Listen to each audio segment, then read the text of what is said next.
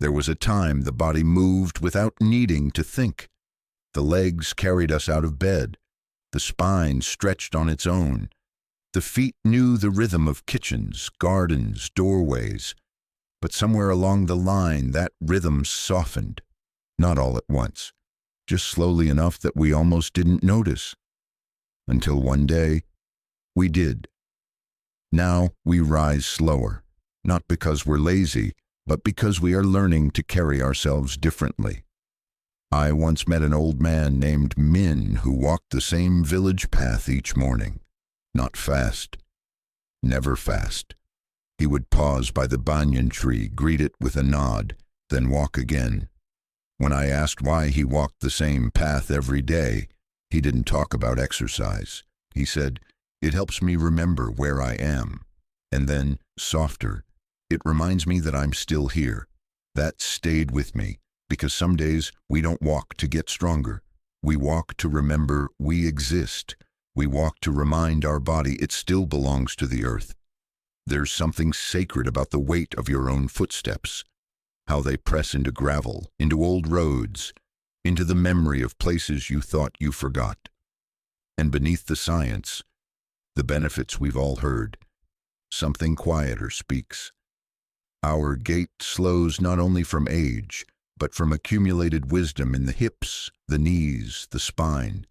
Studies have quietly found that walking helps regulate blood pressure, steady the breath, even protect the brain from soft forms of forgetting.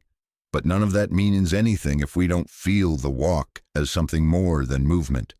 That's why this isn't a fitness habit. It's a ritual of return, a way to meet yourself again each morning. Try this. Before you walk, open the door and wait. Let the light hit your skin. Let it greet you before you greet the path. Then, walk as if time were made of your footsteps, not the other way around. Not every day will feel easy. Some mornings your legs will ache.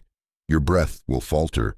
But even then, take one step, and then another, because even the slowest walker is still moving through the world, still here. And that's where the next truth begins. There's a kind of silence that happens in the kitchen after everyone has grown up and gone. The fridge hums like a distant memory. A fork clinks against a plate that feels too big for one. And suddenly, food isn't about hunger. It's about presence, about choosing yourself, even when no one's watching. She once told me, I still set the table for two, even though her husband had been gone for 7 winters. I don't want to forget how it felt to care for someone, so I practice it on myself. That changed how I looked at meals, because eating isn't just survival, it's an act of memory, and a whisper to the body, you're still worth the effort. We've been told what to eat for decades, what to avoid, what to fear, but the real question isn't what, it's how. How do you feed yourself gently, with intention, not instruction? Some days it's soup warmed slowly, not for health, but because your grandmother used to stir it in circles, and something in that still soothes you. Other days it's a sliced apple on a chipped plate, eaten by the window, watching light move across the sill, like old hands folding towels. And yes, the science is there. Foods rich in color and fiber, berries for the mind, greens for the heart, water for the weariness. The research even says that omega-3s help preserve brain volume as we age. But those facts are only real when we feel them, when we feel how sluggishness lifts after a fresh breakfast, how a cup of tea calms not just the stomach, but the noise, how the right food doesn't just sit inside us, it returns us to a steadier self. So what if we made mealtime into a ritual again? Try this. Memory tea, pause, boil water, choose a cup you haven't used in a while. Before the first sip, whisper the name of someone you miss. Let their memory sit at the table with you. Let the steam soften the loneliness. Because food is not just fuel, it's relationship, it's rhythm, it's remembering that you still deserve gentleness. even when it comes on a spoon. And when you begin to treat your meals that way, something else happens. You begin to taste your life again, one bite at a time. Before we knew it, we were already feeding more than our bodies. There's a moment that comes quietly, when you forget why you walked into a room. You stand there, still searching, as if the answer might be hiding in the wallpaper. It's small at first, a name misplaced, a sentence drifting, but over time it begins to feel like parts of you are slipping through a sieve, not lost, just no longer where you left them. And that forgetting? It doesn't just make you feel old, it makes you feel invisible, even to yourself. There was a woman named M who used to write lists. Every night before bed, she'd sit by her window and write down what she wanted to remember. Not just groceries or appointments, but things like the way my grandson laughed at breakfast, the sound of the sparrows before the sun came up. She didn't do it to be productive. She did it to stay here, to leave a trail back to herself, in case the days ever blurred too much. And they did, but her lists became lanterns, little lights to follow back. We mourn the mind differently than the body, because its losses feel more private, more shameful. We hide the forgetting behind jokes, brush it off, laugh too quickly when the word won't come. But behind that laugh is a quiet fear. Am I fading? And yet our minds are still listening, still adapting, still trying to hold on. Studies suggest that even when memory falters, the brain finds other ways to compensate, through rhythm, music, routine. One neurologist said, "Memory is a symphony. If one instrument goes quiet, the others play louder." So what if we listened for the other instruments?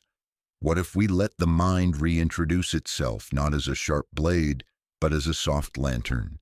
Try this slow reading ceremony. Choose a single page from any book. Read it aloud, slowly. Let the words become breath. Feel the texture of your own voice returning to you. This is not about memorizing, it's about anchoring. It's about proving gently that you are still here, still forming thoughts, still shaping meaning from silence. The mind may shift, it may blur at the edges, but the light inside it still flickers, still waits. We just have to meet it with less urgency and more reverence, because the mind doesn't need to be perfect to be beautiful.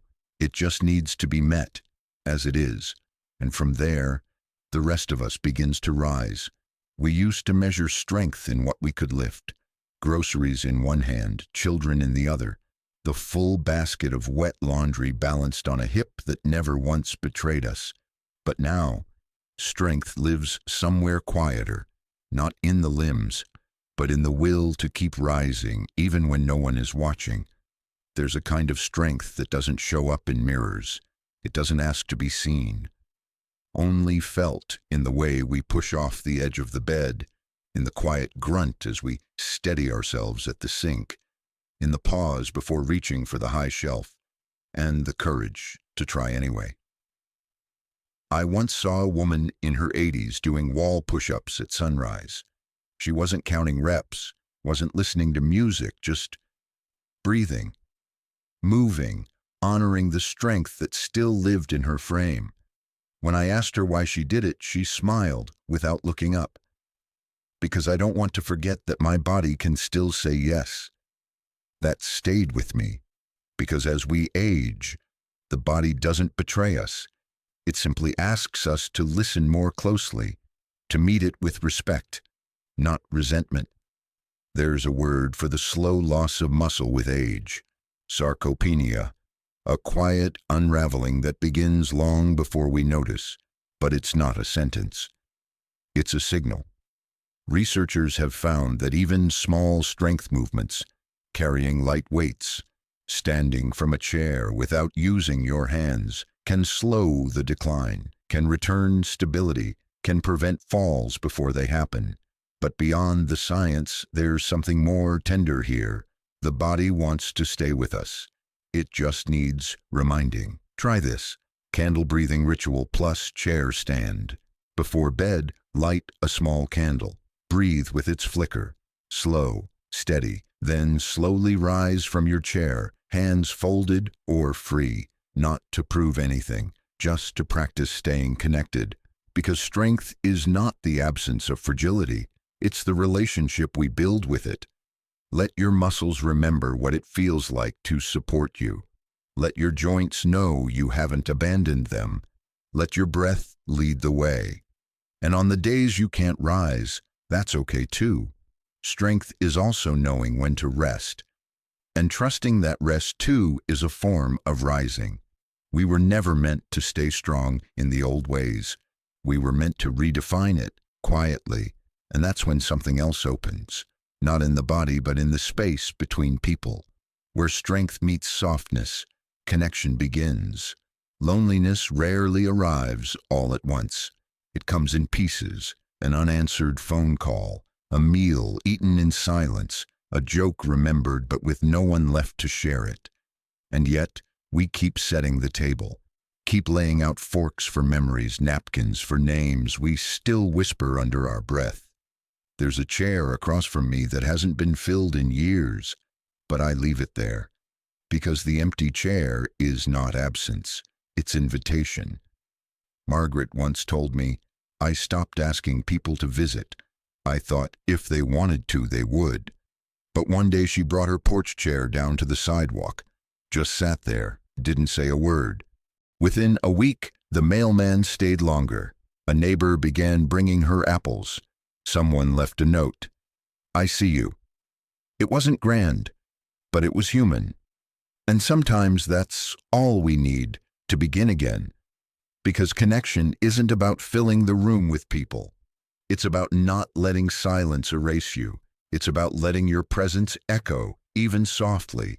We've long been told that being social means joining clubs, making plans, keeping busy, but maybe it starts simpler. Maybe it starts with the courage to wave, to write one letter, to knock gently on a door that once felt closed. Science now says that strong social ties can reduce the risk of premature death by nearly 50%.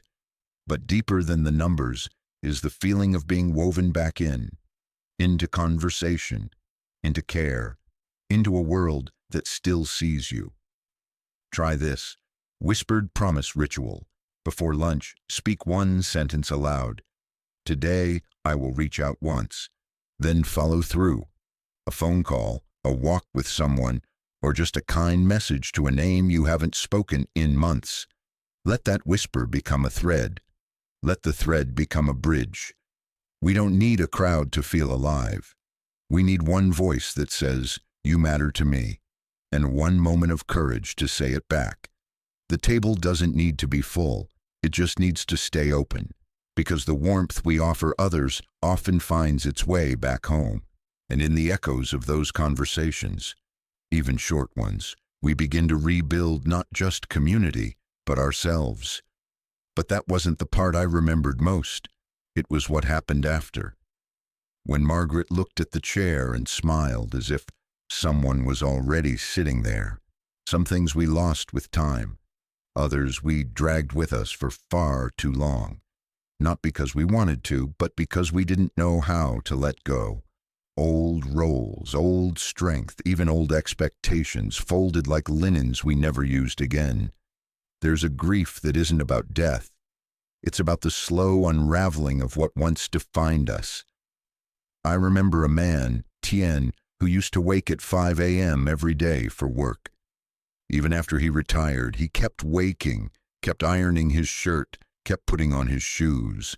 But he no longer had a place to go. He once said, I didn't miss the job, I missed being needed. That stayed with me, because sometimes what we mourn is not what we lost, but how we were seen when we still had it. We carried titles, we carried usefulness, and when those slipped from our hands, we weren't sure who we were without them. But there is dignity in the shedding, in the way trees lose their leaves, not as failure, but as preparation. The Japanese have a word, wabi-sabi, for beauty that's imperfect, worn, softened by time. And isn't that what we are now? A little frayed, but all the more beloved. Try this. Sunset lean. Stand near a window or doorway as the sun lowers. Lean slightly against the frame. Say nothing, just feel what you no longer carry and what still quietly remains. Let the light leave slowly. Let it take what it needs. We do not need to grieve loudly. Some of our losses deserve to be laid down in silence, with reverence, with softness. And once we do, there's room again, not for what was, but for what is still trying to find us.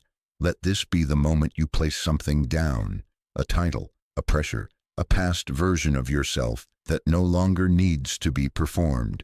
There's peace in the release, and in that pause, something gentler begins to grow, because the story isn't over, just lighter. And in that lightness, we begin to see ourselves again, not as we were, but as we've quietly become. Maybe that's the lesson aging came to teach, not how to hold on tighter, but how to let go without losing ourselves. Only later did I realize it was never about preserving who I used to be. It was about meeting who I had quietly become. We spend so many years trying to stay the same, chasing energy, chasing clarity, chasing our own reflection. Through decades, we no longer fit. But aging has its own rhythm. It doesn't shout, it hums. It teaches through stillness, not speed. Maybe vitality isn't in the strength we had. Maybe it's in the softness we allow. The pause between breaths, the slowness of mornings that no longer demand us to hurry. There's a kind of aliveness that sneaks in only after we stop trying to prove it. One geriatrician once said, "After 70, your pace becomes your truth. And that truth can be tender, can be wide, can still hold joy, just in different hands. The truth is, we do not fade, we distill, we become essence. What's unnecessary falls away. What's real stays. So if the stairs take longer, if the thoughts come slower, if the hands tremble before pouring the tea, it does not mean you're less alive. It means you are more present in your aliveness. Try this. Hand over heart moment. Before you rise tomorrow, place one hand gently on your chest. Feel it move. Slow, steady, patient. Say softly, "This is enough. I am still here." Because maybe the question isn't, how do I stay young? But rather, how do I honor the wisdom age gave me? That's not decline. That's arrival. That's depth.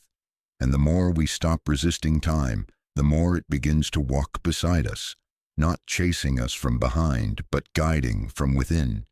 The steps may be slower now, but the view is clearer, and your place in the world more grounded than ever. You're not behind. You're just beginning again. And with that knowing, we return to where we first began. Somewhere along the way, we thought we'd lost it. The first step, the one that came without thought, without ache, without fear, but it never left. It only softened, became something quieter, something less about motion and more about meaning. Maybe walking now isn't about going anywhere.